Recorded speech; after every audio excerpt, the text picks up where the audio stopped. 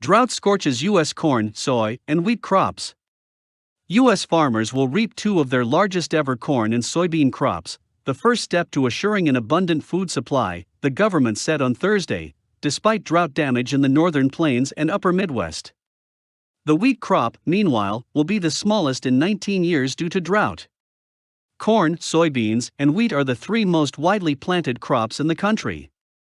Corn and soybeans are used in livestock rations and as ingredients in foods from cereals to packaged goods.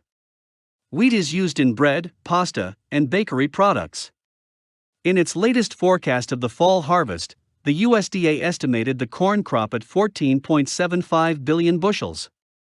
The soybean crop would be 4.34 billion bushels, it said, and the wheat crop would total 1.7 billion bushels. If the forecasts prove true, it would mean the second largest corn and the third largest soybean crops on record. The wheat crop would be the smallest since 1.6 billion bushels in 2002. Although they would be significantly larger than the 2020 harvests, corn up 4%, soybeans up 5%. The prospects for corn and soybeans wilted during a hot and arid July. The USDA chopped 415 million bushels, or 3%, from its July projection of the corn crop. Its soybean estimate was 1.5% smaller than the July figure. The wheat estimate was sliced by 3% from July. Robust demand by livestock producers, processors, and exporters would consume nearly all of this year's corn and soybean crops by the time the new crop is ready for harvest late next summer. According to USDA economists, season average prices for this year's corn, soybean, and wheat crops will be the highest since the end of a 7-year commodity boom in 2013 and 2014. Corn yields will drop by at least 20 bushels an acre in drought-hit Minnesota, South Dakota, and North Dakota, said the USDA. Across the Mississippi River, Illinois, Indiana, and Ohio will see their highest yields ever.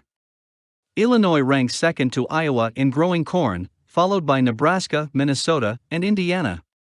The average corn yield nationwide, forecast at 174.6 bushels an acre, is nearly 5 bushels lower than the July projection.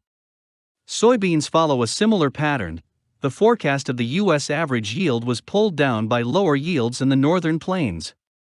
Spring wheat, grown in the northern plains and Pacific Northwest, was forecast at 343 million bushels, down 41% from 2020 due to drought. Average yields of 30.6 bushels an acre would be the lowest since 2002. Canada, one of the world's agricultural giants, has also suffered in the drought. The USDA forecast its wheat crop at 24 million tons, a drop of nearly a quarter in a month. Canada's canola crop is lowered by 4.2 million tons to 16 million on drought in the Canadian prairies, said the USDA. Canada and China are the two largest producers in the world of the oilseed. USDA forecasts of the corn, soybean, and wheat crops were lower than commodity traders had expected.